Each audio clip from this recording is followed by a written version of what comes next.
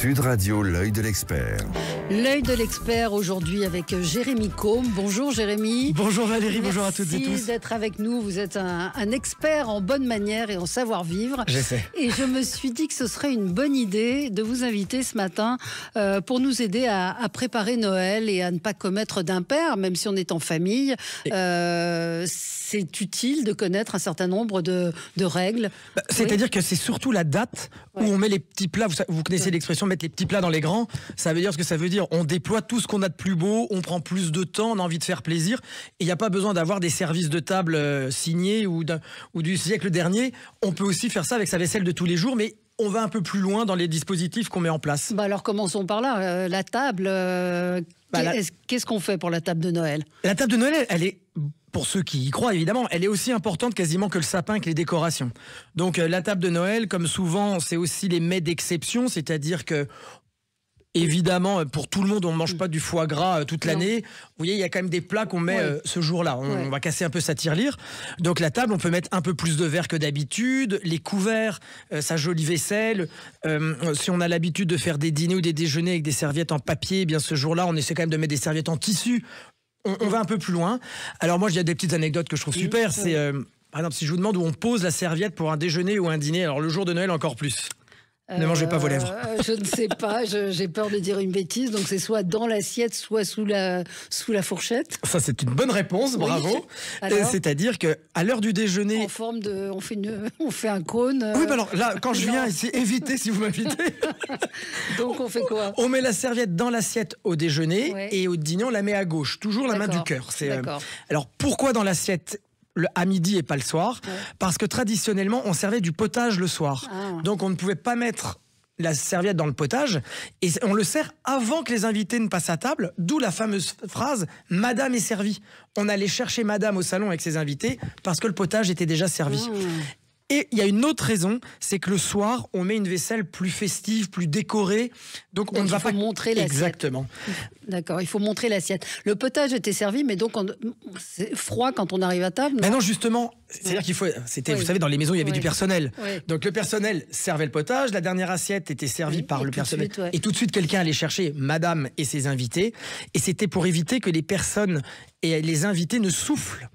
Vous savez, si c'était trop chaud, au cas où elle serait trop chaude, ça lui laissait le temps de baisser d'1 ou 2 degrés au contact déjà de la pièce et de la céramique, de la porcelaine. Et c'est pour ça que normalement, quand on est un peu chic ou qu'on le sait, on ne doit jamais terminer non plus son assiette de potage. On laisse l'équivalent d'une cuillère à soupe. On prend pas le pain pour saucer.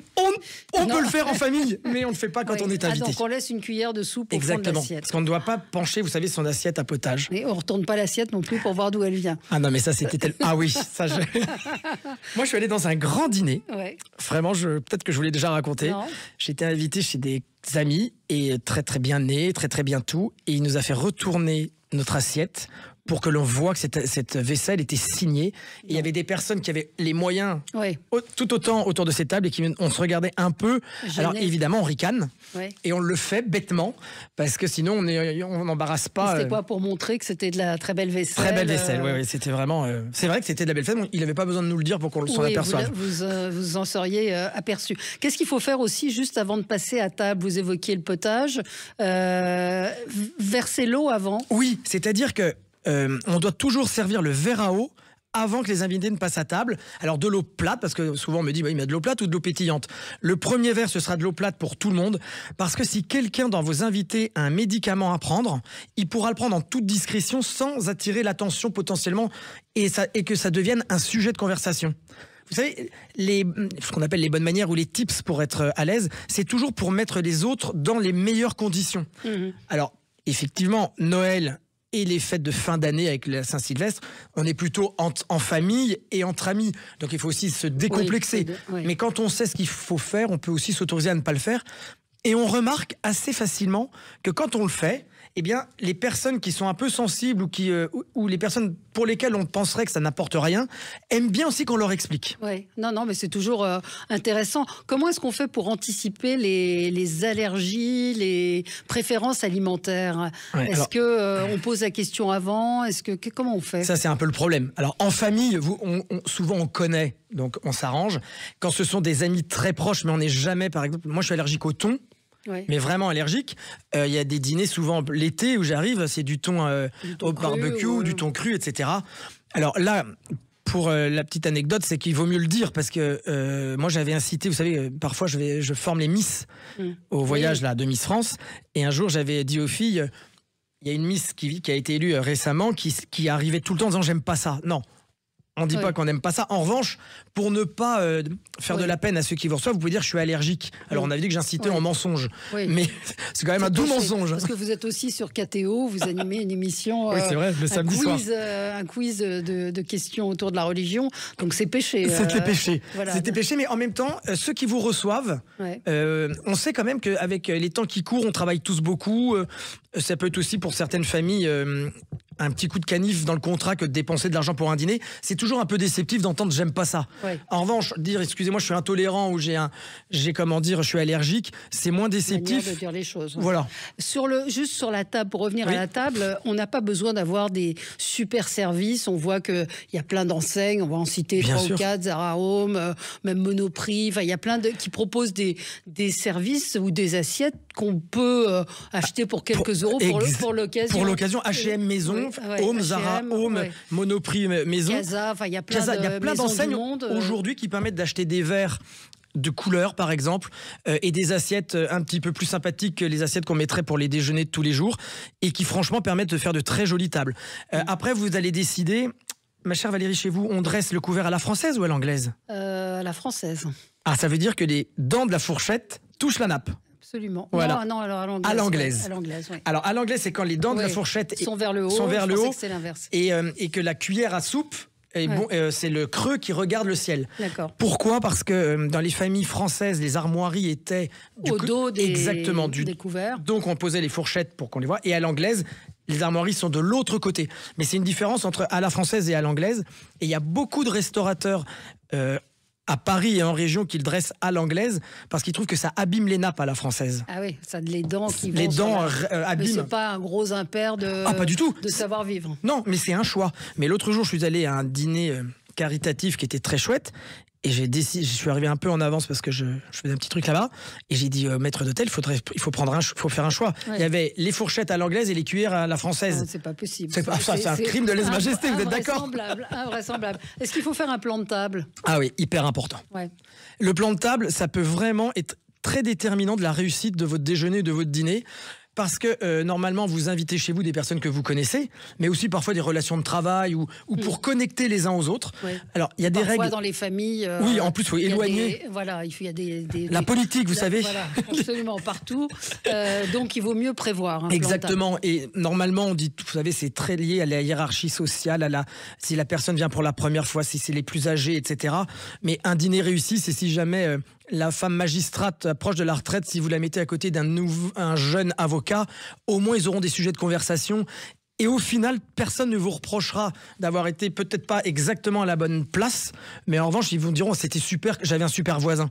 Oui. Et c'est quand même plus important. C'est le plus important pour évidemment que le dîner se déroule convenablement. Comment on fait pour lancer une conversation à table ? Alors souvent, l'apéritif, vous voyez, si jamais vous faites quelque chose chez vous debout parce que vous êtes nombreux ou assis, c'est à ce moment-là qu'il faut essayer de dire vous vous connaissez pas très bien, mais vous avez par exemple, je dis n'importe quoi, Quiberon en commun ou la passion de l'équitation. Parce qu'ils vont commencer à discuter comme ça et ensuite, ça va... Parce que c'est quand même aux personnes qui reçoivent... Ils reçoivent de savoir ce que leurs invités... Là, on est en période de fête, donc c'est plutôt de la famille. Là, pour le coup, ce serait comment éviter les sujets qui fâchent. Mais moi, je trouve que c'est assez drôle de dire, on va pas vous mettre à côté les deux cousins parce qu'on sait comment ça va terminer.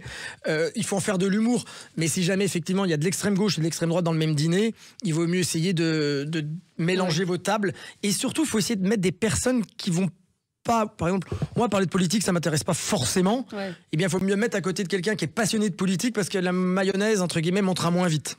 À quel moment on débarrasse l'apéritif? À quel moment on décide que l'apéritif, je ne sais pas s'il y a des règles. Ça, c'est drôle, ouais, si. Est-ce qu'il y a des règles pour ça? Comment on met fin à l'apéritif pour passer à table? Quand on n'a pas de domestique qui disent Madame est servie. Normalement, l'apéritif, le timing, c'est 45 minutes à partir du moment où arrivent les premiers invités. Et la règle voudrait qu'on apporte à grignoter seulement quand les derniers sont arrivés. Donc, faut pas qu'il y en ait qui arrivent trop tard. Bah, c'est ça. Et les derniers sont arrivés, normalement, on leur laisse 10 minutes avant de passer à table parce qu'il y a aussi beaucoup, on l'a tous vécu et ça peut être très sympa, mais les dîners où tu arrives dans les premiers, c'est-à-dire on t'invite à partir à 20h30, tu arrives à 20h45, tu as laissé ce qu'on appelle le quart d'heure mondain, et les derniers arrivent à 21h30 et on... passer à table à 22h30, si tu travailles le lendemain, tu t'es, passez-moi l'expression, empiffré parce qu'il y avait des choses. Un apéritif, c'est pas un pré-déjeuner ou un pré-dîner. Ça a tendance à le devenir. C'est ça. De plus en plus, les gens font l'impasse sur l'entrée et servent des apéritifs un peu plus complets. Mais c'est sympa aussi. Mais pour le coup, faut le dire. Et puis, et il faut le faire aussi, moi je trouve, quand tu sais que tu as des copains qui sont réputés pour arriver très tard. Pour que chacun. Moi, j'en ai grillé l'autre jour, il n'y a pas très longtemps. Ils sont arrivés hyper tard, donc moi j'avais dit bon, on va passer à table. Ils nous ont fait croire que lui arrivait du bureau et en 5 minutes j'avais une petite phrase et j'ai bien compris qu'il arrivait du sport. Ah oui. Ça c'est insupportable. Absolument. On continue avec vous, Jérémy Combe, spécialiste des bonnes manières, des faux pas qu'il ne faut pas commettre et puis les règles à respecter pour un beau dîner. À tout de suite. Sud Radio, l'œil de l'expert. Toujours avec Jérémy Combe, spécialiste des bonnes manières. Vous avez longtemps coaché les Miss. Exactement. Pour leur apprendre les bonnes manières. Vous étiez venu en parler ici. On vous retrouve également sur KTO tous les samedis soirs dans un quiz de questions religieuses, autour de la religion plus précisément. Et en ces périodes de fête, on évoque avec vous les bonnes manières, les bonnes pratiques pour bien recevoir. Il y a les cadeaux. Une bonne question. Qu'est-ce qu'on apporte quand on est invité à dîner? En particulier, alors il y a la famille. Qu'est-ce qu'on fait? Exactement. Alors, c'est vrai que le cadeau, on a tendance à forcément, dès qu'on est invité à déjeuner ou à dîner, à apporter un cadeau. La règle voudrait que vous arriviez... Exactement. Pourquoi? Parce qu'on ne met pas de relation d'argent dans l'amitié. Donc moi, si je vous fais un cadeau à 100... ça représente peut-être pas grand-chose, mais la personne qui le reçoit se dit mais qu'est-ce que je vais lui offrir quand je vais aller chez lui? Les périodes des fêtes, c'est un peu différent parce que c'est familial, c'est amical. On peut se répartir le menu, par exemple.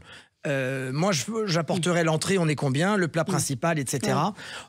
En règle générale, si vous voulez arriver avec du champagne hors période de fête, jamais frais, parce que ça voudrait dire qu'il faudrait le boire tout de suite.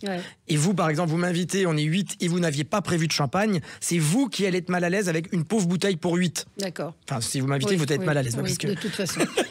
Ah non, pas pour ça, mais pour la quantité de champagne. Je ne saurais pas vous recevoir.